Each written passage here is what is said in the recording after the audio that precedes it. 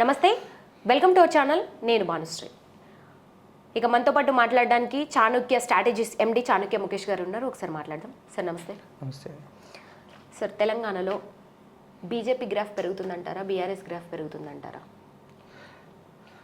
అంటే ఒకటి మనం మాట్లాడుకోవాలి. ఇప్పుడు 15 నెలల కాంగ్రెస్ పార్టీ పాలన తర్వాత తెలంగాణలో ఏ పార్టీ గ్రాఫ్ పెరుగుతుందంటే చాలా వరకు ఏమంటున్నారంటే పైకి సిటీ ప్రాంతాల్లో మాత్రం ఇది హైదరాబాద్ జిహెచ్ఎంసీ సరౌండింగ్స్లో మాత్రం బీజేపీ పార్టీ గ్రాఫ్ పెరుగుతుంది.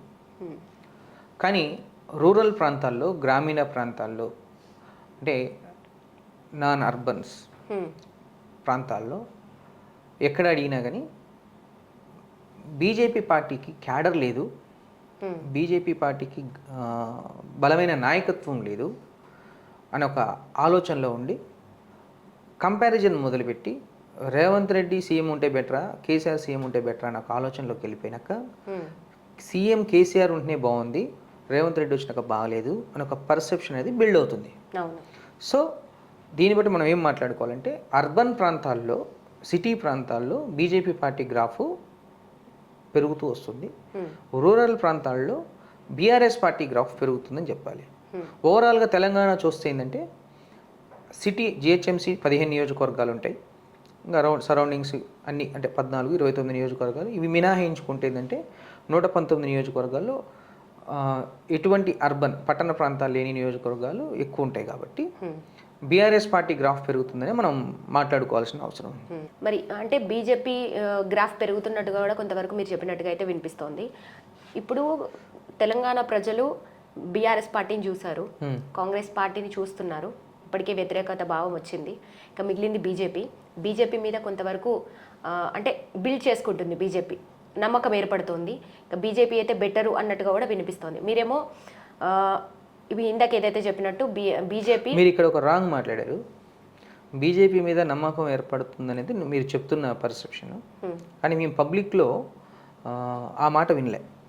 బీజేపీ పార్టీ గురించి విన్న మాట ఏంటంటే బీజేపీ పార్టీకి ఇప్పుడు కాంగ్రెస్ గవర్నమెంట్ ఉండాల్సిన ప్లేస్లో బీజేపీ పార్టీ ఉండాలి. తెలంగాణలో ఎన్నికలకు ముందు 6 నెలల ముందు వరకు కూడా బీజేపీ గ్రాఫ్ పెరిగింది.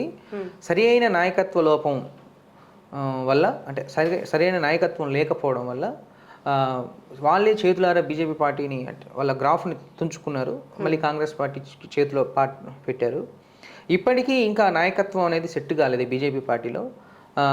అధ్యక్ష రేస్లో నీనా నువ్వా అని వాళ్ళకు ఆ నలుగురే కొట్టుకుంటున్నారు. మమ్మల్ని అంటే మేము ప్రశ్న అడిగినప్పుడు ఓటర్ల నుంచి మమ్మల్ని అడిగిన ఇంకో ప్రశ్న ఉంది. బీజేపీ పార్టీలో బలమైన నాయకులను ఒక 20 మందిని 10 మందిని చూపించమని అడిగారు. అంటే చూస్తే గెలిచిన మన ఎంపీలు ఎమ్మెల్యేలు మినహాయించి మనం చూస్తే డిఫరెంట్ యాంగిల్స్లో బీజేపీ పార్టీకి వాళ్ళే తప్ప మిగిలిన నాయకులు లేరు. అండ్ ప్రతి జిల్లాలో బీజేపీ పార్టీ వస్తే బాగుంటుందన్న నమ్మకం ఉన్నప్పటికీ బలమైన జిల్లా అధ్యక్షుల్ని ఎమర్జీ చేయడంలో పార్టీ ఫెయిల్ అయింది. బలమైన జిల్లా అధ్యక్షులు ఉండాలి, తర్వాత మండల పరిధిలో మండల నాయకులు ఉండాలి, అదేవిధంగా గ్రామ పరిధిలో గ్రామ నాయకులు ఉండాలి.